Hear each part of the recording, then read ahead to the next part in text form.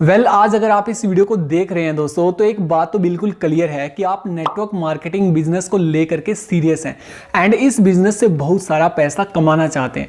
लेकिन क्या आप जानते हैं दोस्तों कि नेटवर्क मार्केटिंग का सक्सेस रेशियो है 10:1, यानी कि अगर नेटवर्क मार्केटिंग के अंदर 100 लोग शामिल होते हैं तो उनमें से सिर्फ 10 लोग ही ऐसे होते हैं जो किसी भी कंपनी के अंदर हाई इनकम प्रोफाइल तक पहुंच पाते हैं। लेकिन अब बड़ा सवाल यह है कि वो 10 लोग ऐसा क्या जानते हैं जिसकी वजह से वो किसी भी कंपनी के अंदर हाई इनकम प्रोफाइल तक पहुंचते हैं और बाकी के 90% लोग सिर्फ स्ट्रगल करते रह जाते हैं या फिर वो उस कंपनी को छोड़ करके चले जाते हैं। डोंट वरी दोस्तों, क्योंकि आपके इन्हीं सभी सवालों के जवाब मिलेंगे आज की इस वीडियो में। दोस्तों, जब भी आप किसी नेटवर्क मार्केटिंग कंपनी को ज्वाइन करते हैं तो एक बुक आपको पढ़ने के लिए जरूर रेकमेंड की जाती है एंड वो बुक है दोस्तों सवाल ही जवाब है, नेटवर्क मार्केटिंग में हाँ तक कैसे पहुंचे, जिसे लिखा है एलन पीज ने। दोस्तों, एलन पीज दुनिया के सबसे फेमस बॉडी लैंग्वेज एक्सपर्ट हैं और उन्होंने इस बुक के अंदर नेटवर्क मार्केटिंग के सक्सेस फॉर्मूले हमारे साथ शेयर किए हैं जिनका यूज सभी सफल नेटवर्कर करते हैं अपने नेटवर्क को बिल्ड करने में और किसी भी कंपनी के अंदर हाई इनकम प्रोफाइल तक पहुंचते हैं। दोस्तों, ये बुक निचोड़ है उन सभी फॉर्मूले, प्रिंसिपल और उन आजमाए हुए नुस्खों का जिनका यूज करके सभी नेटवर्कर अपनी कंपनी के अंदर टॉप लेवल तक पहुंचे हैं। और आज की इस वीडियो में दोस्तों हम आप लोगों के साथ इस बुक की कंप्लीट समरी शेयर करने वाले हैं जिसकी हेल्प से आप अपनी नेटवर्क मार्केटिंग जर्नी को शुरू कर सकते हैं और एक अच्छा नेटवर्क को बिल्ड कर सकते हैं। तो चलिए दोस्तों बात करते हैं इस बुक के इंट्रोडक्शन के बारे में। इस बुक के अंदर एलन पीज ने सबसे पहले नेटवर्क मार्केटिंग में यूज होने वाली सबसे फेमस टेक्निक्स को हमारे साथ शेयर किया था। इस बुक के अंदर बहुत सी सिंपल टेक्निक्स, आजमाए हुए नुस्खे और स्ट्रैटेजी हमारे साथ शेयर की गई हैं जिनका यूज सभी सफल नेटवर्कर करते हैं। आप भी इन रूल्स की हेल्प से अपनी नेटवर्क मार्केटिंग जर्नी को शुरू कर सकते हैं और बेहतर और फास्ट तरीके से अपने नेटवर्क को बिल्ड कर सकते हैं। ऑथर ने इस बुक को 5 पार्ट्स के अंदर डिवाइड किया है। 1 बाय 1 हम इन्हें डिटेल में समझेंगे। Part 1, 5 golden rules of success. इस बुक के पहले हिस्से में ऑथर हमारे साथ सफलता के 5 गोल्डन रूल्स शेयर करते हैं। ऑथर कहते हैं कि सफलता एक खेल है और आप जितनी बार इसे खेलते हैं आप उतनी ही बार जीतते हैं और जितनी अधिक बार आप इसे जीतेंगे उतना ही अधिक सफलता से आप इसे खेल सकेंगे। अगर हम इस नियम को नेटवर्क मार्केटिंग में अप्लाई करें तो जब हम अधिक लोगों को अपनी योजना में शामिल होने का इनविटेशन देते हैं तो अधिक लोग हमारे साथ जुड़ेंगे और जितनी अधिक बार हम उन्हें जुड़ने के लिए इनवाइट करेंगे उतना ही हम अपनी इनवाइट करने की स्किल को बेहतर बना पाएंगे और पहले से बेहतर बन पाएंगे। रूल नंबर 1, सी मोर पीपल्स, यानी कि ज़्यादा लोगों से मिलें। ये सबसे इम्पोर्टेंट रूल है। आपको हर उस इंसान से बात करनी होगी जो आपकी बात सुनने के लिए तैयार है। क्योंकि आप इस बिजनेस में नए हैं इसलिए आपको प्रैक्टिस की ज़रूरत है। जब आप अपने बिजनेस के बारे में ज़्यादा लोगों से बात करते हैं तो आपके लिए लॉ ऑफ एवरेज काम करना शुरू कर देता है जो यह निश्चित करता है कि आप सफल होंगे। सवाल सिर्फ यह रह जाता है कि आप कितने सफल होंगे। हर किसी से बात करें, यही पहला नियम है। रूल नंबर 2, सी मोर पीपल, यानी कि ज़्यादा लोगों से मिलें। लोगों को फ़ोन करते रहें। हो सकता है कि आप प्रैक्टिस करने पर अपने शहर के सबसे बढ़िया प्रेजेंटेशन देने वाले या फिर प्लान दिखाने वाले बन गए हैं, लेकिन जब तक आप इनफ प्रोस्पेक्ट से नहीं मिलेंगे तो आप अपने बिजनेस में ज़्यादा सफल नहीं हो सकते। इसलिए हर एक से मिलें, हर एक से बात करें। रूल नंबर 3, सी मोर पीपल्स। नेटवर्क मार्केटिंग में अधिकतर लोग इसीलिए असफल नहीं होते क्योंकि वह जिन लोगों से मिले उन्हें वह राजी नहीं कर पाए, बल्कि इस वजह से होते हैं क्योंकि वह जिन लोगों को राजी कर सकते थे उनसे नहीं मिले। आपको लगातार लोगों से मिल करके बातें करनी होंगी, अपना बिजनेस प्लान समझाना होगा। अगर आप इन तीनों रूल्स को फॉलो करेंगे तो जरा सा भी संदेह नहीं है कि आप जल्द ही सफलता प्राप्त कर लेंगे। Rule number 4, use the law of average, यानी कि औसत के नियम का उपयोग करें। लॉ ऑफ एवरेज आपकी लाइफ की हर फील्ड में आपको सक्सेस दिलाता है। इसका मतलब है कि अगर आप किसी काम को बार बार एक ही ढंग से करते हैं सेम सर्कमस्टांसिस में तो आपको मिलने वाले रिजल्ट भी हमेशा एक जैसे होंगे। नेटवर्क मार्केटिंग में सामान्य औसत है 10:6:3:1। यानी कि अगर आप इस बिजनेस के बारे में 10 लोगों से बात करेंगे तो उनमें से केवल 6 लोग आपकी बात सुनेंगे और जुड़ने के लिए तैयार होंगे, और उनमें से केवल आधे यानी कि सिर्फ 3 लोग आपसे जुड़ेंगे, और उनमें से सिर्फ एक व्यक्ति ऐसा होगा जो लॉन्ग रन तक आपके साथ मिल करके काम करेगा और आपका डिस्ट्रीब्यूटर बनेगा। अब आपकी सक्सेस इस बात पर डिपेंड करती है कि आपको 10 लोगों से बात करने में कितना टाइम लगता है। इस सवाल का जवाब आपकी विकास दर तय करेगा। अगर आप अपनी सक्सेस की स्पीड को दोगुना करना चाहते हैं तो आपको अगले साल के सभी प्रोस्पेक्ट से इसी साल मिलना होगा। Rule number 5, record your average and improve it. यानी कि अपना औसत दर्ज करें और उसमें सुधार करें। सबसे पहले आपको अपना एवरेज निकालना होगा कि आप कितने लोगों से बात करते हैं और उनमें से कितने लोग ज्वाइन करते हैं। सपोज कीजिए कि आप 10 लोगों से बात करते हैं और उनमें से सिर्फ 3 लोग ज्वाइन करते हैं, यानी कि आपका एवरेज हुआ 10:3। अब आपको इसको इम्प्रूव करना होगा। धीरे धीरे जैसे आप ज़्यादा प्लान्स दिखाएंगे आपका एवरेज इम्प्रूव होगा। रेशो का अध्ययन करने से आप पूरे सचेत रहते हैं, क्योंकि अनुपात आपको ये बताता है कि आप में सुधार की गुंजाइश कहाँ पर है और आप कितने सफल हो सकते हैं। अनुपात आपको उन कार्यों पर ध्यान देने के लिए मोटिवेट करता है जिनसे रिजल्ट मिलते हैं, ना कि इस बात पर कि आगे क्या होगा। Part 2, how to get yes in network marketing. इस बुक के दूसरे हिस्से में ऑथर हमसे शेयर करते हैं कि कैसे हम नेटवर्क मार्केटिंग में अपने प्रोस्पेक्ट से हाँ बुलवा सकते हैं। जब आप अपने प्रोस्पेक्ट से अपना बिजनेस प्लान शेयर करते हैं तब वे आपको मना कर देते हैं, इसीलिए नहीं कि आपने जो कहा वह लॉजिकल नहीं था, बल्कि इसीलिए क्योंकि इसे आपने कहा है और ये आपके थॉट्स हैं। इसलिए आपका पोटेंशियल कस्टमर आपत्तियां उठाना जायज़ समझता है। एक बात हमेशा याद रखें, आपके पोटेंशियल कस्टमर्स आपकी हर बात पर आपत्ति उठाएंगे। आपके पोटेंशियल कस्टमर्स आपको जो बताते हैं वह सब सही होता है, और ऐसा इसलिए होता है क्योंकि यह उनका विचार होता है, आपका नहीं, जिससे उन्हें इसे स्वीकार करना ही पड़ता है। इस वीडियो में हम आगे आपको ऐसी टेक्निक बताने वाले हैं जिससे आपके कस्टमर आपको खुद बताएंगे कि उन्हें क्या चाहिए। आपको बस 2 काम करने हैं। पहला, उनकी बातों को ध्यान से सुनना है। दूसरा, उनकी बातों को दोहराना है।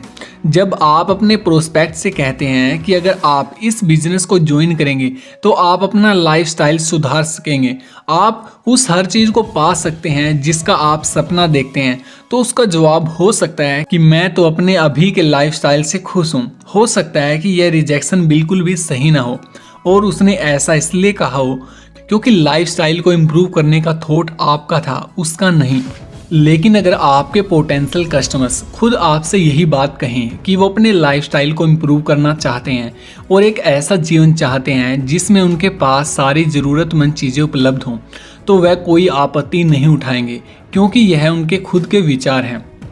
लोग आपत्ति क्यों उठाते हैं? इस बिजनेस में ज़्यादातर लोग रुचि इसीलिए नहीं लेते क्योंकि नेटवर्क कार्यकर्ता यानी कि आप खुद प्लान दिखाते समय इसमें रुचि नहीं ले रहे होते। जब आप इंटरेस्ट नहीं लेते तो आपकी प्रेजेंटेशन नीरस और उबाऊ बन जाती है। इसीलिए जब भी आप किसी को अपना प्लान दिखाएं तो आप एक्साइटेड रहें और इंटरेस्ट ले करके उसे अपना प्लान समझाएं, क्योंकि आप उसकी लाइफ को बदलने वाले हैं। जब आप 4 की टेक्निक्स का उपयोग करते हैं तो आपके पोटेंशियल कस्टमर्स आपको बताएंगे कि वो क्या चाहते हैं, जबकि आप केवल उनकी बातों को सुनेंगे। नेटवर्क मार्केटिंग के खजाने की 4 कीज़। की नंबर 1, मेल्ट द आइस यानी कि बर्फ पिघलाएं। इन 4 की टेक्निक्स से आप अपनी मीटिंग की कोल्ड स्टार्टिंग होने पर भी उसे गर्मजोशी से क्लोज कर सकते हैं। इस शुरुआती कुंजी का उद्देश्य है अपने कस्टमर्स के साथ रैपो बिल्ड करना, यानी कि उनसे तालमेल बनाना। यहाँ पर आप अपने बारे में बताते हैं और अपने पोटेंशियल कस्टमर के बारे में जानकारी इकट्ठा करते हैं। अगर कोई व्यक्ति आपको जानता है और आप पर विश्वास करता है तो इस बात की संभावना बढ़ जाती है कि वो आपके प्लान को भी पसंद करेंगे। लेकिन जब आप किसी नए व्यक्ति से मिलते हैं या फिर ऐसे व्यक्ति से मिलते हैं जो आप पर विश्वास नहीं करता, तो आपको डायरेक्ट अपना प्लान उसे नहीं समझाना चाहिए। इससे पहले आप उसके बारे में जानिए और आप दोनों के बीच में ट्रस्ट पैदा कीजिए। आप कभी भी किसी को कोई प्रोडक्ट या सर्विस सेल नहीं कर सकते जब तक आप अपना व्यक्तित्व यानी खुद को उसे बेच न दें। यानी कि ट्रस्ट बिल्ड न कर लें। जब आप ट्रस्ट बिल्ड कर लेते हैं तो सामने वाला व्यक्ति आपकी बातों को अच्छी तरह से सुनेगा, यही तो आप चाहते हैं। कुछ कस्टमर्स के साथ ट्रस्ट बिल्ड करने में आपको 3 से 4 मिनट लग सकते हैं, जबकि कुछ लोगों के साथ इसे बिल्ड करने में 30 से 40 मिनट का समय भी लग सकता है। की number 2, find the hot button, यानी कि सही बटन खोजें, या फिर PMF यानी कि प्राइमरी मोटिवेटिंग फैक्टर का पता लगाएं। जब आप अपने कस्टमर के साथ रैपो बिल्डिंग कर लेते हैं और आपका कस्टमर आपकी बात सुनने के लिए तैयार हो जाता है, तब आपको अपने कस्टमर्स में से उन कस्टमर्स को छोड़ना है जो इमोशनली डिससेटिस्फाइड नहीं हैं। जब आप उनसे उनके एम्बिशंस और गोल्स के बारे में बात करेंगे तो वे एक्साइटेड या फिर चिंतित हो सकते हैं, या फिर वो नाराज भी हो सकते हैं, परंतु ध्यान रखें कि उनका गुस्सा आप पर नहीं बल्कि अपने आप पर होगा। यहाँ पर आपको ऐसे कस्टमर्स चाहिए जो अपनी लाइफ से सेटिस्फाइड नहीं हैं। जो लोग प्रबल इच्छा यानी कि बर्निंग डिजायर के साथ आपके बिजनेस को ज्वाइन करेंगे, उन्हें मोटिवेट करना आसान होगा। यहाँ पर आपको अपने कस्टमर्स के PMF यानी कि प्राइमरी मोटिवेटिंग फैक्टर को ढूंढना है, जिसकी वजह से वे आपके बिजनेस को ज्वाइन करेंगे। हर व्यक्ति 2 में से किसी एक कारण की वजह से मोटिवेट होता है।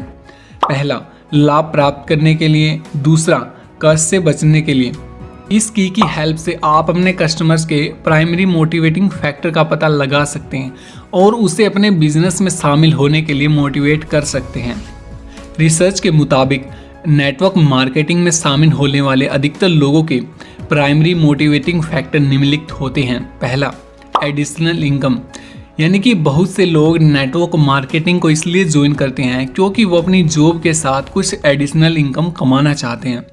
दूसरा, फाइनेंशियल फ्रीडम, नेटवर्क मार्केटिंग में ज्वाइन करने वाले लोगों में से बहुत से लोग ऐसे होते हैं जो अपनी फाइनेंशियल फ्रीडम को अचीव करना चाहते हैं। तीसरा, ओन बिजनेस, नेटवर्क मार्केटिंग में ऐसे लोग भी शामिल होते हैं जो अपना खुद का बिजनेस करना चाहते हैं और एक एम्पायर को बिल्ड करना चाहते हैं। नेटवर्क मार्केटिंग में शामिल होने वाले लोगों का 4th प्राइमरी मोटिवेटिंग फैक्टर हो सकता है उनके पास ज़्यादा खाली टाइम का होना। ऐसे बहुत से लोग नेटवर्क मार्केटिंग को ज्वाइन करते हैं जिनके पास ज़्यादा खाली टाइम होता है।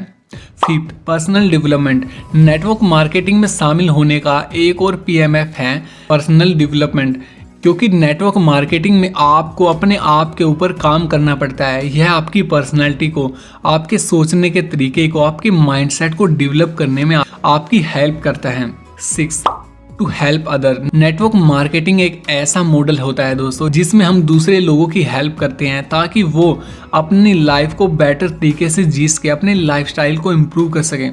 तो ऐसे बहुत से लोग जो दूसरे लोगों की हेल्प करना चाहते हैं वो भी नेटवर्क मार्केटिंग को ज्वाइन करने के लिए एक्साइटेड होंगे।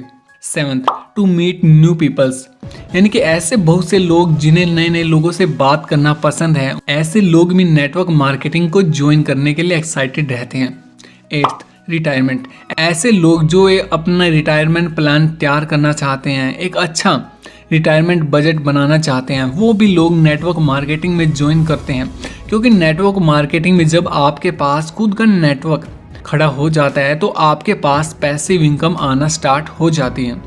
जब आप इस लिस्ट को स्टडी करते हैं तो आपको पता चलेगा कि इन कारणों में से एक कारण आपका भी प्राइमरी मोटिवेटिंग फैक्टर है जिसकी वजह से आप नेटवर्क मार्केटिंग बिजनेस में हैं। एक बात हमेशा याद रखें कि नेटवर्क मार्केटिंग में शामिल होने वाले हर व्यक्ति का प्राइमरी मोटिवेटिंग फैक्टर वह नहीं होगा जो आपका है। इसीलिए आप अपना नहीं बल्कि अपने पोटेंशियल कस्टमर का प्राइमरी मोटिवेटिंग फैक्टर पता करें और उसे ज्वाइन होने के लिए मोटिवेट करें। प्राइमरी मोटिवेटिंग फैक्टर को कैसे खोजा जाए? प्राइमरी मोटिवेटिंग फैक्टर की लिस्ट को आप हमेशा अपने साथ रखिए। इसे अपने बिजनेस कार्ड के पीछे छपवा ले या फिर इसे आप अपनी डायरी में लिख सकते हैं। अपनी लिस्ट को दिखाने का सिंपल सा तरीका है, अपने पोटेंशियल कस्टमर से यह सवाल करें, क्या आप जानते हैं कि लोग नेटवर्क मार्केटिंग बिजनेस क्यों शुरू करना चाहते हैं? इस सीधे से सवाल में यह खूबी छिपी हुई है कि अगर सामने वाला जवाब में नहीं कहता है तो आप कह सकते हैं कि लीजिए मैं आपको बता देता हूँ। यहाँ पर आप अपनी सूची उसके सामने रख सकते हैं। अगर आपका पोटेंशियल कस्टमर आपके सवाल के जवाब में हाँ कहता है तो आप उससे पूछ लीजिए, तो बताइए कि लोग इस बिजनेस में क्यों शामिल होते हैं। इस पर आपका पोटेंशियल कस्टमर आपको कुछ असली और कुछ अधपके से कारण गिना देगा, जिसकी वजह से लोग नेटवर्क मार्केटिंग बिजनेस शुरू करना चाहते हैं। जब उसके पास के कारण समाप्त हो जाएं, तो आप पूछे और कुछ, वह जवाब देगा नहीं। इस पर आप कह सकते हैं, लीजिए मैं आपको बता देता हूँ, और फिर तत्काल उसके सामने अपने प्राइमरी मोटिवेटिंग फैक्टर्स की लिस्ट रख दीजिए और इसके बाद आपको उससे 5 सवाल पूछने हैं। यह 5 सवाल आपके द्वारा पूछे जाने वाले सवालों में सबसे ज़्यादा कीमती सवाल हैं। ये जल्दी ही आपको नेटवर्क मार्केटिंग की चोटी तक पहुंचने में हेल्प करेंगे। आपको इन सभी सवालों को याद करना होगा और इन्हें अपनी लाइफ का हिस्सा बनाना होगा। इसके क्रम को बदलने की कोशिश ना करें। सबसे पहला सवाल है, आपकी पहली प्रायोरिटीज यानी कि प्राथमिकता क्या है? दूसरा सवाल, आपने इसी को क्यों चुना? और तीसरा सवाल, यह आपके लिए क्यों महत्वपूर्ण है? चौथा सवाल, यदि आपको यह अवसर न मिले तो उसके क्या परिणाम होंगे? पांचवा सवाल, इन परिणामों से आप चिंतित क्यों होते हैं? इन सवालों को याद कर ले। जब आप इन्हें पूछे तो इधर उधर भटके न। ये बहुत ही इम्पोर्टेंट है कि यह सवाल इसी क्रम में पूछे जाएं। तो चलिए दोस्तों, इसे एक प्रैक्टिकल एग्जाम्पल से समझते हैं। पंकज और बबीता एक न्यूली मैरिड कपल हैं जो हाल ही में अपने नए घर में रहने के लिए आए हैं। उनका मकान संजीव के मकान से कुछ दूरी पर है। पड़ोसियों की नॉर्मल बातचीत में संजीव ने बताया कि वह नेटवर्क मार्केटिंग कंपनी से जुड़ा हुआ है और उन्हें बताना चाहता है कि यह बिजनेस कैसे काम करता है। इस पर पंकज ने कहा कि उसे नहीं लगता कि इस बिजनेस में उन लोगों की कोई दिलचस्पी होगी, क्योंकि उनके पास खाली समय नहीं बचता। पंकज 2 जगह काम करता था और रात को उसे अपने घर का सामान सेट करना पड़ता था। इस पर संजीव ने कहा कि ऐसा हर उस व्यक्ति के साथ होता है जो 2 जगह काम करता है और घर बदल करके नए घर में आता है, लेकिन फिर भी वह अपना बिजनेस उसे दिखाना चाहेगा, क्योंकि शायद भविष्य में वो उसे करना पसंद करें। संजीव उन्हें अपने घर पर चाय के लिए बुलाता है। क्या संडे 9 बजे का टाइम सही रहेगा? उसने पूछा और पंकज और बबीता तैयार हो गए और वे दोनों संडे को 9 बजे संजीव से मिलने के लिए उसके घर पहुंच गए। चाय पीने के बाद संजीव ने बताना शुरू किया कि नेटवर्क मार्केटिंग बिजनेस क्या होता है। इस पर पंकज और बबीता ने कहा कि वो नेटवर्क मार्केटिंग बिजनेस के बारे में जानते हैं और ऐसे लोगों को भी जानते हैं जिन्होंने इस बिजनेस को ज्वाइन किया और वे फेल हो गए। उनकी नज़र में यह किसी साबुन से रिलेटेड था। इतना कहने के बाद कि क्या यह वेस्टीज की तरह है, इस पर संजीव ने बातचीत की डोर थाम ली। उसके बाद संजीव ने कहा, क्या आप जानते हैं कि लोग नेटवर्क मार्केटिंग बिजनेस क्यों शुरू करते हैं? इस पर पंकज ने कहा, यह पिरामिड बेचने की तरह है ना? इसके जवाब में संजीव ने कहा, लीजिए मैं आपको बता देता हूँ। संजीव अपना प्राइमरी मोटिवेटिंग फैक्टर कार्ड दिखाते हुए, यह वे मुख्य कारण है जिसकी वजह से लोग नेटवर्क मार्केटिंग में शामिल होते हैं। आपकी पहली प्राथमिकता क्या होगी? इसके बाद पंकज ने कहा, हमारे लिए तो यह आर्थिक स्वतंत्रता ही होनी चाहिए। इसके बाद बबीता बोली, निश्चित रूप से हमारी पहली प्राथमिकता है आर्थिक स्वतंत्रता। और इसके बाद संजीव ने कहा कि आपने इसी को क्यों चुना? और पंकज बोला, क्योंकि घर के लोन को चुकाने के लिए मुझे 2 जगह काम करना पड़ता है और बबीता भी ओवर टाइम करती है, ताकि जब हमारा परिवार बढ़े तो हमारे पास एक सहारा हो जो हमारे काम आ सके। हम चाहते हैं कि हमारे बच्चों को अच्छी शिक्षा मिले और हमें पैसों के लिए हमेशा मेहनत ना करनी पड़े। इसके बाद संजीव ने उनसे पूछा, यह आपके लिए क्यों जरूरी है? इस पर पंकज ने कहा, जैसे मैंने कहा, हम अपने घर के पैसे चुकाना चाहते हैं और इसके साथ यह भी चाहते हैं कि हमारे बच्चों को अच्छी शिक्षा मिले। बबीता और मुझे कभी यह नहीं मिला, हमें ऐसे अवसर मिले ही नहीं। इस पर बबीता ने कहा, सही बात है, मेरे माँ बाप हमेशा घर चलाने के लिए पैसों की तंगी को झेलते रहे। हम नहीं चाहते कि हमारी लाइफ भी उन्हीं की तरह गुजरे। इस पर संजीव ने कहा, यदि आपको फाइनेंशियल फ्रीडम नहीं मिली तो उसके क्या परिणाम होंगे? इस पर पंकज ने एक बार फिर से कहा, हम उसी नाव में होंगे जिसमें हमारे माता पिता हैं। इसका अर्थ है हमें कठोर बजट बनाना पड़ेगा और आमदनी कम है हमारी, इसलिए खर्चे और पूरी जिंदगी यही सब चलता रहेगा। इस पर बबीता ने कहा, अपने बच्चों को अच्छी शिक्षा दिलाने में काफ़ी खर्च होता है। बिना अतिरिक्त आमदनी के हम उन्हें जिंदगी में अच्छी शुरुआत कैसे दे सकते हैं। इस पर संजीव ने कहा, इन परिणामों से आप चिंतित क्यों हैं? और पंकज बोला, यार जैसे हमने कहा, अगर हम फाइनेंशियल फ्रीडम प्राप्त करने का प्रयास नहीं करेंगे तो हम हमेशा संघर्ष ही करते रहेंगे, और ऐसा कौन चाहता है यार। इस पर बबीता ने कहा, और साथ ही हम रिटायर होने के लिए योजना भी बना रहे हैं, इसीलिए हम अभी इतनी कड़ी मेहनत कर रहे हैं। चलिए दोस्तों, इस वार्तालाप को हम डिटेल में समझने की कोशिश करते हैं। इस कन्वर्सेशन में कुछ भी ऐसा नहीं कहा गया जो कि नॉर्मली न्यूली मैरिड कपल के द्वारा नहीं कहा जाता। फर्क सिर्फ इतना है कि इस कन्वर्सेशन में संजीव ने ऐसे 5 ठोस सवालों का उपयोग किया था जिसकी वजह से वो बबीता और पंकज से उनके प्राइमरी मोटिवेटिंग फैक्टर को उजागर करवा पाया। अगर संजीव को किस्मत से ये पता भी होता कि उनका primary motivating factor financial freedom है, तो भी पंकज और बबीता की नज़रों में ये विचार संजीव का होता, उनका नहीं। अगर संजीव उनसे फाइनेंशियल फ्रीडम के बारे में बात करता तो बबीता और पंकज ने शायद उस पर आपत्ति उठाई होती, क्योंकि यह संजीव का विचार था। पर क्योंकि यह विचार उन्हीं का था और उन्होंने ऐसा खुद कहा था, इसीलिए यह हकीकत थी। इस बारे में कोई आपत्ति हो ही नहीं सकती। चलिए दोस्तों, इन 5 सवालों को डीपली समझते हैं। पहला सवाल, आपकी पहली प्राथमिकता क्या है? इसमें असली सवाल यह है कि आप आज मेरे साथ नेटवर्क मार्केटिंग बिजनेस में शामिल क्यों होना चाहते हैं। पंकज ने कहा कि उनका प्राइमरी मोटिवेटिंग फैक्टर है फाइनेंशियल फ्रीडम को अचीव करना, इसीलिए वो और उसकी वाइफ नेटवर्क मार्केटिंग बिजनेस में शामिल होना चाहते हैं। और दूसरा सवाल, आपने इसी को क्यों चुना? यह सवाल पूछता है कि आप इस कारण से क्यों शामिल होना चाहते हैं। उसके बाद उन दोनों ने स्पष्ट किया कि वे अपने घर का लोन चुकाना चाहते हैं और अपने बच्चों की अच्छी शिक्षा भी चाहते हैं और पैसों की तंगी वाला जीवन नहीं चाहते, इसीलिए वो इस नेटवर्क मार्केटिंग बिजनेस को ज्वाइन करना चाहते हैं। और उसके बाद जो थर्ड सवाल था वो ये था कि यह आपके लिए क्यों इम्पोर्टेंट है। यह सवाल पूछता है, मुझे फिर से बताइए, आप इसी कारण से क्यों शामिल होना चाहते हैं। इस पर पंकज कहता है कि जैसे मैंने कहा, और फिर से अपनी बात दोहराता है और उन कारणों को बताता है जिसके लिए वह बिजनेस में शामिल होना चाहता है।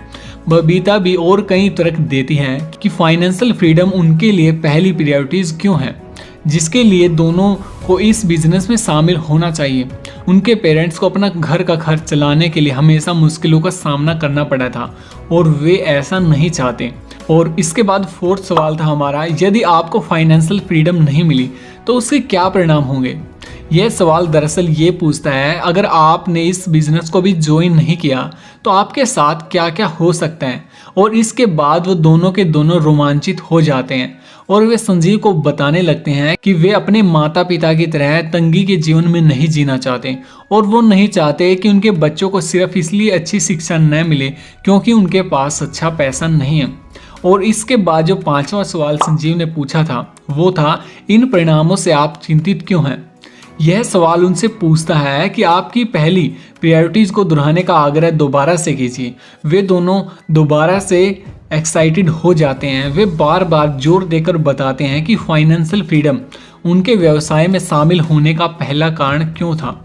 ध्यान देने वाली बात यह है दोस्तों कि यह सब संजीव को पंकज और बबीता ने बताया, ना कि संजीव ने पंकज और बबीता को। अगर संजीव ने उन्हें यही सब बातें ठीक इसी तरह से बताई होती तो भी शायद उन्होंने बहानेबाजी की होती कि वे नेटवर्क मार्केटिंग बिजनेस में शामिल क्यों नहीं हो सकते। पर क्योंकि उन्होंने खुद संजीव को अपने शामिल होने के कारण बताए थे, इसीलिए वो ज़्यादा रियलिस्टिक थे। और उनसे बात करने के बाद संजीव ने उन्हें बताया कि उनका बिजनेस प्लान किस तरह से काम करता है और कैसे वो उनसे बेनिफिट उठा सकते हैं। उसने उन्हीं के फ़ायदे उनको बताए जो उन्हें प्राप्त हो सकते हैं और वे हानियाँ बताई जिससे वो बच सकते हैं। और उसके बाद पंकज और बबीता की नज़रों में यह उनके सपनों का बिल्कुल सही उत्तर था, क्योंकि वे अपने ही शब्दों को दूसरे के मुंह से सुन रहे थे। अपने सारे के सारे गोल्स जो अचीव करना चाहते हैं और जिन चीज़ों से वो बचना चाहते हैं, उनको बचने का एकमात्र रास्ता उनको मिल गया था। और ये सब उन्होंने ही संजीव को समझाया था, ना कि संजीव ने उसको। इस तरह से आप इस पूरी की पूरी टेक्निक को यूज कर सकते हैं। इस कन्वर्सेशन में संजीव ने बबीता और पंकज से 5 ऐसे सवाल पूछे और उन्होंने किस तरह से इस नियम को अप्लाई किया, आपने इस एग्जाम्पल में उसे समझ लिया है। आप भी अपने प्रोस्पेक्ट के साथ ऐसे ही वार्तालाप कर सकते हैं और अपनी लीड को कन्वर्ट कर सकते हैं एक अच्छी सेल के अंदर। उस कस्टमर के साथ कैसे डील करें जिसकी कोई प्रायोरिटीज नहीं है। कभी कभार आपका पाला कई ऐसे ग्राहकों से भी पड़ता है जिनकी कोई प्राथमिकता नहीं होती। कई लोगों के पास प्राथमिकता न होने के दो कारण होते हैं। पहला कारण तो यह होता है कि उनकी सचमुच कोई प्राथमिकता नहीं होती, और नंबर 2 या नंबर 3 की भी प्राथमिकताएं नहीं होती। इस तरह के कस्टमर्स को आपको वहीं पर छोड़ देना है और अगले पोटेंशियल कस्टमर्स की खोज में निकल जाना है। ऐसे कस्टमर्स के साथ आप अपना टाइम बर्बाद न करें जिनके पास कोई एम्बिशंस, गोल्स और लक्ष्य न हों। और दूसरा कारण ये होता है कि वे अपनी प्राथमिकता चुनने में इसलिए भी डरते हैं क्योंकि उन्हें लगता है कि इसके बाद उन्हें काम करने के लिए मजबूर होना पड़ेगा। इस तरह के पोटेंशियल कस्टमर्स से आप इस प्रकार डील कर सकते हैं। सबसे पहले आपको उनकी पहली प्राथमिकता पूछनी चाहिए और आपको अपनी लिस्ट उनको दिखानी है। इसके बाद जब आपके पोटेंशियल कस्टमर कहते हैं कि सच में इनमें से कोई भी नहीं है, तो इसके बाद आपको उनसे पूछना है कि अगर इनमें से आपकी कोई प्रायोरिटी नहीं है और अगर आपको इनमें से कोई चूज करनी होती तो आपकी पहली प्रायोरिटी कौन सी होती।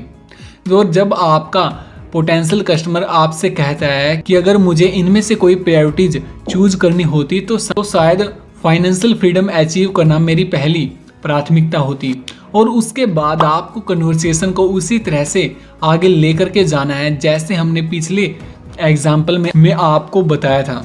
पावर ऑफ साइलेंस यानी कि मौन की शक्ति। सवाल पूछने के बाद जब तक आपका पोटेंशियल कस्टमर अपना जवाब पूरा न दे दे तब तक आपको एकदम चुप रहना है। अपनी प्राथमिकताओं को चुनने में उसकी हेल्प ना करें क्योंकि यह विचार पूरी तरह से उसका होना चाहिए, आपका नहीं। उसे आपको बताना चाहिए कि वो आपके बिजनेस में क्यों शामिल होना चाहता है। पोटेंशियल कस्टमर्स के जीवन में शायद पहली बार किसी ने उनसे इतना महत्वपूर्ण सवाल पूछा होगा और उन्हें खुद उसका जवाब देने के लिए कहा होगा। अगर आपके पोटेंशियल कस्टमर से पहले भी नेटवर्क मार्केटिंग के लिए किसी ने उनसे पूछा होगा तो भी शायद पहली बार में ही किसी ने उससे यह सवाल पूछ करके चुप्पी साधी होगी। How to separate this sheeps from goats यानी कि भेड़ों को बकरियों से अलग कैसे करें। जब आप अपने पोटेंशियल कस्टमर से वो 5 ठोस सवाल पूछते हैं तो आपका पोटेंशियल कस्टमर जितनी गंभीरता के साथ और जितनी गहराई के साथ उन 5 सवालों के जवाब देता है उससे आपको आपके पोटेंशियल कस्टमर के बारे में जानकारी प्राप्त होती है कि वो लंबे टाइम तक आपके साथ काम कर पाएगा या फिर नहीं। नेटवर्क मार्केटिंग बिजनेस बिल्ड करना एक बगीचा लगाने के समान होता है जिसमें आप जमीन खोदते हैं, खाद डालते हैं, घास फूस को हटा सकते हैं और ये निश्चित कर सकते हैं कि इसे बुरे मौसम से बचाया जा सके, पर फिर भी कुछ ही बीज उग पाते हैं जबकि बाकी के सारे बीज नष्ट हो जाते हैं। आप केवल ये कर सकते हैं कि आप उन्हें खाद पानी दे सकते हैं, घास फूस को हटा सकते हैं। मजबूत बीज आपकी देखभाल के बिना भी पनप जाएंगे। अगर आप कमजोर बीज बो रहे हैं तो हमेशा आपको उनकी देखभाल करनी होगी, उनके बढ़ने की आशा करनी होगी। यह सोचने की गलती कभी न करें कि एक कमजोर बीज को प्रोत्साहन दिया जाए तो वह एक मजबूत और सुंदर पौधे में बदल सकता है। ऐसा कभी कभार ही हो सकता है। असली रहस्य है मजबूत बीज बोना। यही 5 ठोस सोने के सवालों का लक्ष्य है। इसके पहले कि आप उन्हें बोने का फैसला करें, ये सवाल बीज की संभावित शक्ति का परीक्षण करेंगे। अगर कोई पोटेंशियल कस्टमर सवालों का जवाब देते समय मजबूत नहीं लगता तो वह आपके लिए गलत कस्टमर हो सकता है या फिर वो आपके सामानों का केवल खरीदार बन करके रह सकता है। आप भले ही कितने पोटेंशियल कस्टमर्स को ज्वाइन करवा ले लेकिन आपका फोकस उस मजबूत बीज की तरफ होना चाहिए जो आगे चल करके आपके बिजनेस की लाइन को बड़ा करेगा और एक अच्छा डिस्ट्रीब्यूटर बन पाएगा। How to use primary motivating factor list in group. जब आप प्रैक्टिस करते हैं तो धीरे धीरे आप लोगों को ग्रुप में प्रेजेंटेशन देना सीख जाएंगे और यहाँ पर आप या तो पहले से तैयार प्राइमरी मोटिवेटिंग फैक्टर्स की लिस्ट का यूज कर सकते हैं या फिर आप अपने ग्रुप के लोगों से पूछ सकते हैं कि वे नेटवर्क मार्केटिंग को क्यों ज्वाइन करना चाहते हैं और फिर आप उनसे उनकी पहली प्राथमिकता के बारे में पूछ सकते हैं और फिर कुछ समय के लिए चुप हो जाइए। इसी तरह से आप दूसरे और तीसरे व्यक्ति से उसकी पहली प्राथमिकता के बारे में पूछें और कुछ समय के बाद आप पाएंगे कि सारा का सारा ग्रुप आपको बता रहा होगा कि वो इस बिजनेस में क्यों शामिल होना चाहते हैं और इस दौरान आपको बस 2 काम करने हैं। पहला, उनको ध्यान से सुनना है। दूसरा, सिर हिला करके उनका उत्साह बढ़ाना है। की नंबर 3, शोइंग द प्लान, यानी कि सही बटन दबाएं। अब आपको अपने पोटेंशियल कस्टमर्स को अपना बिजनेस प्लान दिखाना होगा कि आपका बिजनेस प्लान किस तरह से उनकी सभी प्रॉब्लम्स और डरों को दूर कर सकता है और उनके सभी सपनों को पूरा कर सकता है जो आपने सेकंड की हेल्प से पता किए थे। और ये सभी सॉल्यूशंस लॉजिकल होने चाहिए, लेकिन लॉजिक का इफेक्ट सिर्फ दिमाग पर पड़ता है, दिल पर नहीं। 5 गोल्डन क्वेश्चंस की हेल्प से आप अपने कस्टमर से इमोशनली कनेक्ट कर सकते हैं और उन्हें बिजनेस ज्वाइन करने के लिए मोटिवेट कर सकते हैं। की नंबर 4, गेटिंग द कमिटमेंट। अगर आप अभी तक बताई गई सभी टेक्निक अच्छे से यूज करते हैं तो आप आसानी से अपने पोटेंशियल कस्टमर को बिजनेस ज्वाइन करवाने के लिए कह सकते हैं। इनफैक्ट वो खुद इस बिजनेस को ज्वाइन करने के लिए एक्साइटेड होंगे। जब आपको लगे कि आपके कस्टमर ने बिजनेस को ज्वाइन करने का मन बना लिया है तो उसे तुरंत बिजनेस ज्वाइन करवाएं, इसमें थोड़ी भी देरी न करें। वाई दिस 4 की सिस्टम वर्क, यानी कि 4 की सिस्टम वर्क क्यों करता है। ये 4 कीज टेक्निक हाँ तक पहुंचने का आजमाया हुआ नुस्खा है। इसका यूज करके बहुत से नेटवर्कर अपनी कंपनी के टॉप अर्नर बन चुके हैं। आप भी इन टेक्निक्स को स्टेप बाय स्टेप यूज करके ज़्यादा से ज़्यादा लोगों को ज्वाइन करवा सकते हैं। स्टेप नंबर 1, अपने कस्टमर से तालमेल बनाइए। स्टेप नंबर 2, उनका PMF यानी कि प्राइमरी मोटिवेटिंग फैक्टर पता कीजिए। स्टेप नंबर 3, प्लान दिखाएं। स्टेप नंबर 4, डील क्लोज करें। इन स्टेप्स को क्रम अनुसार करें और आप पाएंगे कि आप आसानी से लोगों से हाँ बुलवा पा रहे हैं। Part 3, 6 strategic skills for powerful presentation. इस बुक के तीसरे हिस्से में ऑथर हमसे अपनी प्रेजेंटेशन को बेहतर बनाने के लिए 6 उपाय शेयर करते हैं। नंबर 1, पुल बनाना। इस टेक्निक की हेल्प से आप अपनी कन्वर्सेशन को जारी रख सकते हैं और उस सिचुएशन से बच सकते हैं जिसमें आपका पोटेंशियल कस्टमर बहुत कम बातें करता है और आप बहुत ज़्यादा बातें करते हैं। इस टेक्निक का यूज आप वहां पर कर सकते हैं जहां पर आपका कस्टमर आपको बहुत छोटे आंसर देता है। चलिए इसे एक एग्जाम्पल से समझते हैं। संजीव एक डिस्ट्रीब्यूटर है और वह अपने पोटेंशियल कस्टमर पंकज के साथ रैपो बिल्डिंग करने का प्रयास कर रहा है। पंकज एक कंप्यूटर कंपनी में काम करता है और उसने लंच के टाइम में संजीव से मिलने का वादा किया है। पंकज शुरुआत में थोड़ा सा रूखा नजर आया और वह बातूनी स्वभाव का नहीं था, इसीलिए संजीव ने ही कन्वर्सेशन को आगे बढ़ाया। संजीव, आप इस बिजनेस में कैसे आए? पंकज, मेरी हमेशा से ही कंप्यूटर में रुचि थी। और इतना कहने के बाद पंकज रुक जाता है। इस संबंध में संजीव के पास अधिक जानकारी नहीं थी, इसीलिए उसने बात को आगे बढ़ाने के लिए दोबारा से एक सवाल पूछा। आपको कंप्यूटर के बिजनेस में सबसे ज्यादा अच्छी बात क्या लगती है? क्योंकि यह लगातार बदलता रहता है। और इतना कहने के बाद पंकज फिर से चुप हो गया। दोबारा उसके छोटे से जवाब ने संजीव को फिर से एक सवाल पूछने के लिए मजबूर कर दिया कि वह अगला सवाल पूछे ताकि बातचीत का सिलसिला आगे तक जारी रह सके। अब प्रॉब्लम ये थी कि अगर वो ढेर सारे सवाल पूछता है तो कुछ समय के बाद ये बातचीत किसी इंटरव्यू के जैसे लगती, जिससे संजीव अपने पोटेंशियल कस्टमर को डील के अंदर कन्वर्ट नहीं कर पाता। अब संजीव ने यहाँ पर अपनी हर एक कन्वर्सेशन को आगे बढ़ाने के लिए कुछ पुल्स का उपयोग किया और ये पुल हैं अर्थात यानी उदाहरण के तौर पर, फिर, इसलिए, तब। आपका क्या मतलब है? हर एक पुल के बाद आपको कुछ टाइम के बाद चुप हो जाना चाहिए। और फॉर्चुनेटली संजीव को इन सभी पुलों का उपयोग करना आ गया था और उसने पंकज के साथ अपनी इस कन्वर्सेशन को में इसी तरह के पुल्स का उपयोग किया। चलिए इस कन्वर्सेशन को दोबारा से देखते हैं। संजीव, आप इस बिजनेस में कैसे आए? पंकज, क्योंकि मेरी हमेशा से ही कंप्यूटर में रुचि थी। तब संजीव बोला, यानी? फ्रेड ने कहा कि यानी नेटवर्क सिस्टम को बड़े और मध्यम आकार के कंपनियों में लगाना। और उसके बाद संजीव कहता है कि इसका मतलब है, उसके बाद फ्रेड कहता है इसका मतलब है कि मैं किसी भी कंपनी की कार्यप्रणाली में सुधार करने के लिए ऐसा सॉफ्टवेयर तैयार करने में हेल्प करता हूं जिससे उनकी लाइफ आसान हो जाए। उसके बाद संजीव कहता है उदाहरण के तौर पर। उसके बाद पंकज बताता है कि उदाहरण के तौर पर कल की ही बात ले लो। कल मैंने एक कंपनी में अपना सिस्टम लगाया। उस कंपनी में गंभीर अकाउंटिंग समस्याएं थी। उन्होंने मुझे बुलाया था और इस तरह से उन्होंने अपनी कन्वर्सेशन को जारी रखा। और ये कन्वर्सेशन किसी इंटरव्यू की तरह भी नहीं लग रही थी। तो आप इस तरह से इन सभी पुलों का उपयोग करके अपनी कन्वर्सेशन को आगे बढ़ा सकते हैं। और इन पुलों का उपयोग करते समय इन 3 बातों का हमेशा ध्यान रखें। आपको अपनी बॉडी थोड़ी आगे की तरफ झुकानी है और हथेलियों को खोल करके बात करनी है और पुल के आखिरी अक्षर को हमेशा थोड़ा सा खींचें और उसके बाद आपको पीछे टिक जाना है और चुप हो जाना है ताकि आपका पोटेंशियल कस्टमर अपनी बात को आखिर रख सके। Number 2, the head note technique. जब भी आप किसी को प्रेजेंटेशन दें तब उसकी बात को ध्यान से सुनें और बीच बीच में अपने सर को हिलाते रहें। इससे सामने वाले को पता चलता है कि आप उसकी बात को सुन रहे हैं।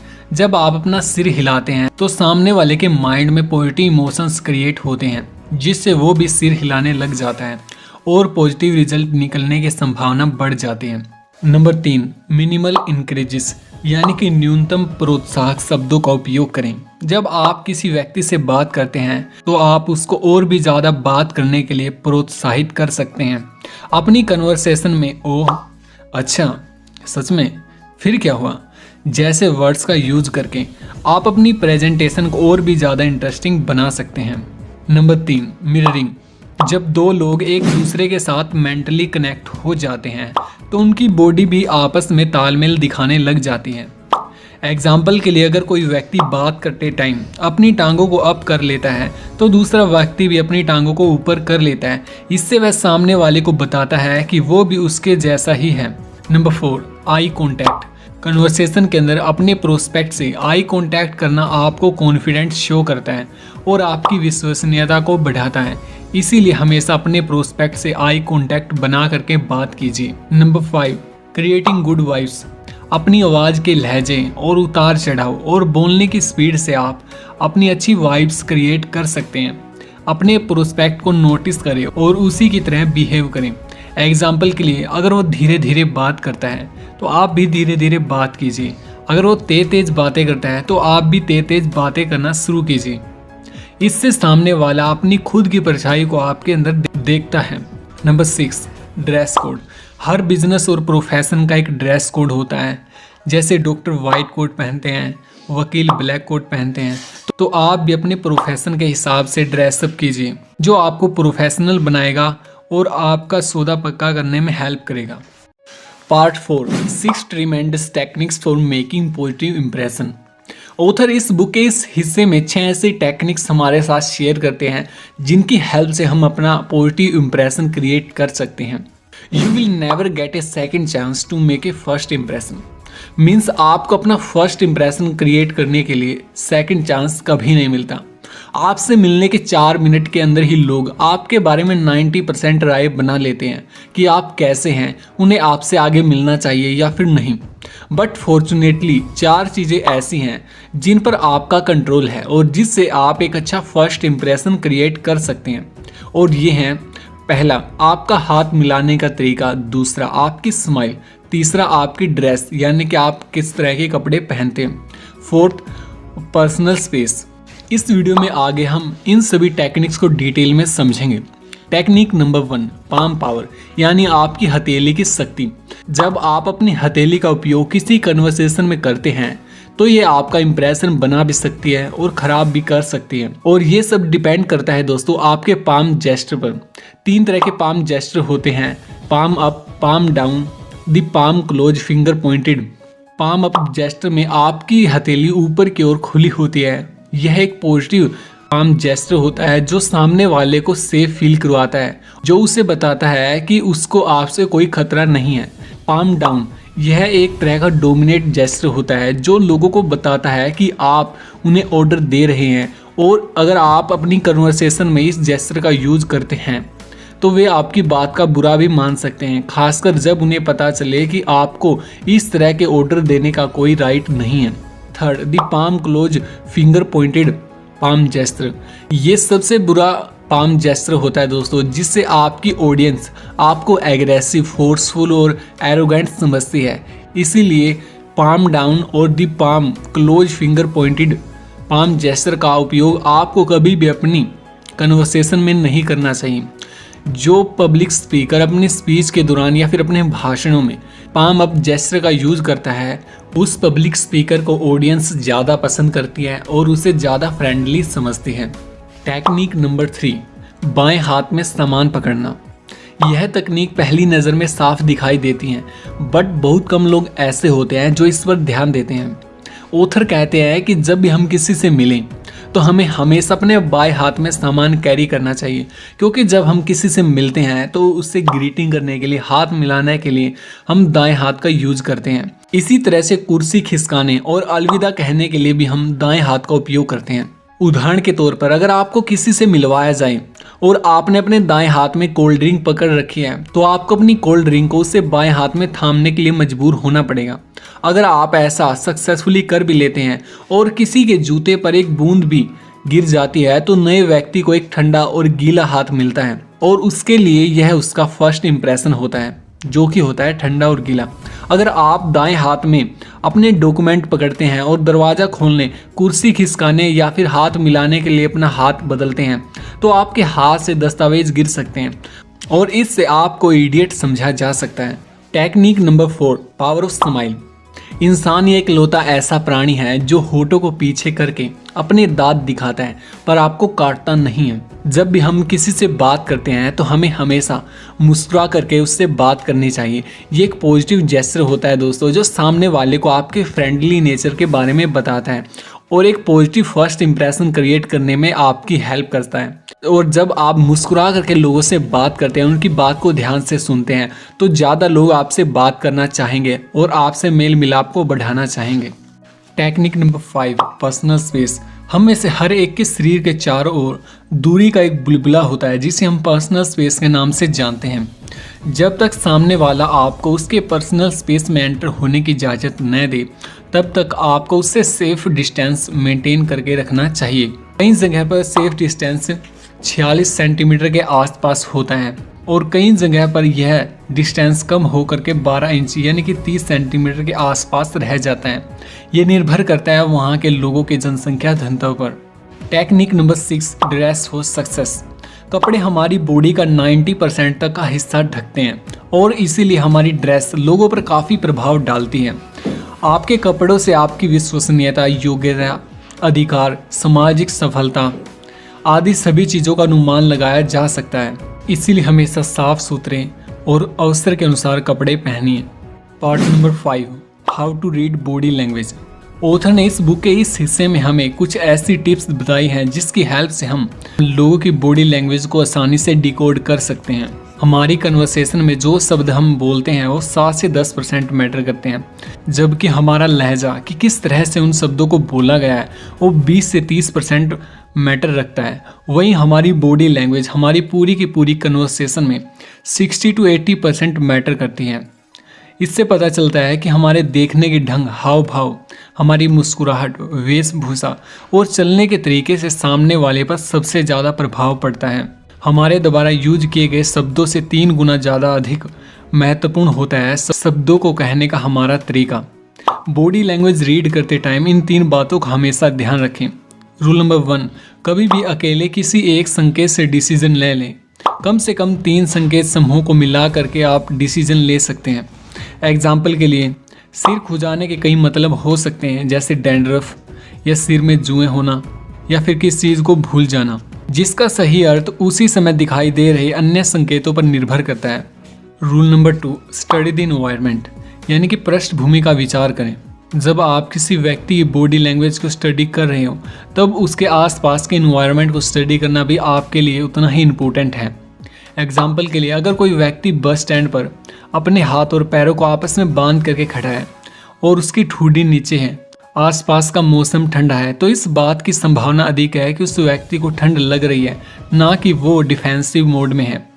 वहीं अगर कोई व्यक्ति इन्हीं संकेतों का उपयोग किसी मीटिंग के दौरान कर रहा है, तो इसका मतलब है कि वह व्यक्ति परिस्थिति को लेकर के नकारात्मक या फिर सुरक्षात्मक रुख अपना रहा है। रूल नंबर 3, सांस्कृतिक भिन्नताओं का ध्यान रखें।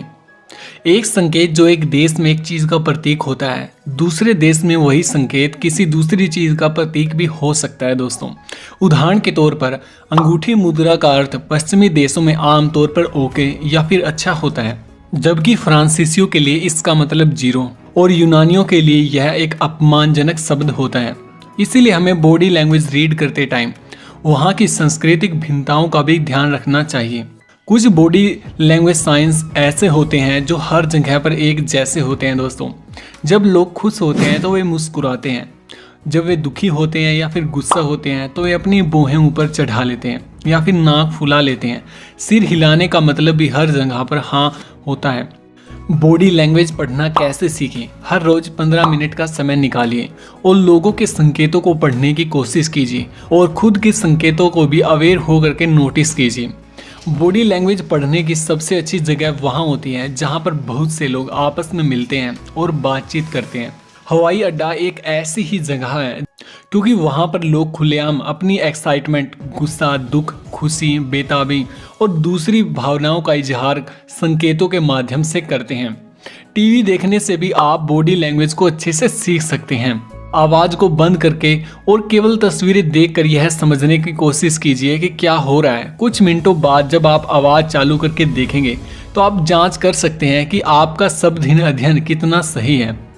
आपको बहुत अधिक समय नहीं लगेगा जब आप बिना आवाज़ के पूरे कार्यक्रम को देख करके यह पता कर पाएंगे कि क्या हो रहा है। 6 positive body language sign. Number 1, सिर झुकाना। जब भी हम किसी चीज़ में इंटरेस्टेड होते हैं तब हम अपने सिर को नीचे की ओर झुकाते हैं। अगर आपका पोटेंशियल कस्टमर आपकी प्रेजेंटेशन के दौरान अपना सिर नीचे झुकाता है तो इसका मतलब है कि वो इस बिजनेस में इंटरेस्टेड है, इसीलिए अपनी प्रेजेंटेशन को जारी रखिए। लेकिन अगर वो इधर उधर देख रहा है तो आपको उसका ध्यान अपनी ओर खींचने का दोबारा प्रयास करना चाहिए। नंबर 2, गाल पर हाथ रखना। जब आपका पोटेंशियल कस्टमर अपना हाथ गाल पर रखता है लेकिन सिर को सहारा नहीं देता तो इससे आप अंदाज़ा लगा सकते हैं कि वो आपकी प्रेजेंटेशन में इंटरेस्टेड है। लेकिन वहीं अगर उसकी उंगलियां कनपटी को छुएं और हाथ सिर को सहारा दे तो आपको समझ जाना चाहिए कि आपके श्रोता की रुचि घट रही है। नंबर 3, चश्मे की नोक को चूसना। यदि कोई व्यक्ति आपसे बात करते टाइम पेंसिल या फिर अपने होठों को चूस रहा है तो ये मूल्यांकन करने का एक तरीका है और तब देखा जाता है जब कोई व्यक्ति किसी डिसीजन पर पहुंचने का प्रयास करता है परंतु यह निर्णय लेने से रोकने का भी लक्षण हो सकता है क्योंकि उसके मुंह में कोई चीज़ होने के कारण वह जवाब देने की आवश्यकता महसूस नहीं करता। नंबर 4, दोनों हाथ सिर के पीछे रखना। ऐसा आमतौर पर पुरुष करते हैं और इससे पता चलता है कि वह व्यक्ति सोच रहा है कि उसे सब कुछ पता है और वो सब कुछ जानता है। आप इस व्यक्ति से इस तरह का सवाल पूछ सकते हैं, मुझे लगता है कि आप इसके बारे में कुछ जानते हैं, क्या आप अपना अनुभव हमारे साथ शेयर करेंगे? इससे उस व्यक्ति को आप अच्छे से डील कर पाएंगे। नंबर 5, मीनार। इस बॉडी लैंग्वेज साइन को हम अकेले भी पढ़ सकते हैं और इससे एक ठंडे किंतु विश्वासपूर्ण रवैये का पता चलता है। सवाल ये है कि यह विश्वास किसके प्रति है? क्या विश्वास आपके साथ चलने के बारे में है या फिर विश्वास खुद पर है कि उसे इस बारे में सब कुछ पता है? नंबर 6, सामने की ओर झुकना। जब हम किसी बात के अंदर इंटरेस्टेड होते हैं तब हम उस बात के अंदर अपना इंटरेस्ट शो करने के लिए आगे की तरफ झुक जाते हैं। इससे पता चलता है कि आपका पोटेंशियल कस्टमर आपके साथ बातचीत करने में इंटरेस्टेड है। 6 negative body language sign. Number 1, आलोचनात्मक मूल्यांकन। यह बॉडी लैंग्वेज साइन काफ़ी इस्तेमाल किया जाता है और इससे श्रोता के आलोचनात्मक विचार का प्रदर्शन होता है दोस्तों। जब आपकी ऑडियंस के अंदर लोग तर्जनी उंगली गाल के ऊपर रखते हैं और अंगूठा ठुड्डी को सहारा देता है और मध्यमा उंगली या तो मुंह पर होती है या मुंह के आसपास होती है तो इससे आप अंदाज़ा लगा सकते हैं कि आपकी ऑडियंस कुछ सोच रही है और ऐसे में आपको उनका विचार जानना चाहिए। नंबर 2, धीमे धीमे हाथ मलना।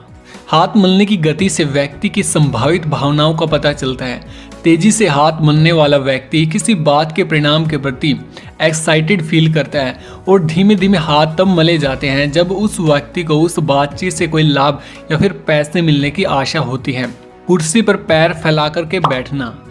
इस बॉडी लैंग्वेज साइन का यूज मैक्सिमम पुरुष करते हैं क्योंकि यह अधिकार और श्रेष्ठता का संदेश लोगों को दिखाता है। कुर्सी की पीठ संभावित खतरे से हमारी रक्षा करती है और पैर फैलाना पुरुषों का प्राचीनतम अधिकार है। जो आदमी इस स्थिति में है उससे कभी बहस ना करें, इसके बजाय उसे अपनी चर्चा में शामिल होने के लिए कहें। कुर्सी पर पैर रख करके बैठना।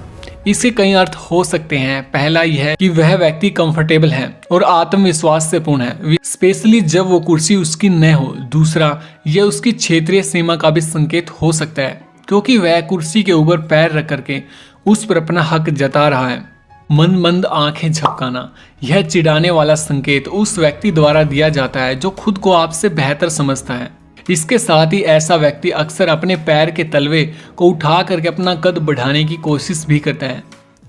फाइनली आज की इस वीडियो में बस इतना ही दोस्तों। उम्मीद करते हैं कि आपको ये वीडियो बहुत पसंद आई होगी और इस वीडियो से आपको बहुत कुछ सीखने को मिला होगा, जो कि आपकी नेटवर्क मार्केटिंग जर्नी को शुरू करने में आपकी हेल्प करेगा। एंड दोस्तों, अगर आप ऐसी वर्ल्ड फेमस बुक्स की समरी देखना पसंद करते हैं तो हमारे इस चैनल को जरूर सब्सक्राइब कीजिए। एंड इस वीडियो को आप अपने उन सभी नेटवर्क मार्केटिंग ज्वाइन करने वाले नए लोगों के साथ शेयर करें, जिनसे वो भी अपनी नेटवर्क मार्केटिंग जर्नी को और भी बेहतरीन बना सकें। मिलते हैं हमारी नेक्स्ट वीडियो में। तब तक के लिए आप सभी खुश रहिए, खुशियां बांटते रहिए। वी लव यू ऑल दोस्तों। जय हिंद दोस्तों, जय हिंद।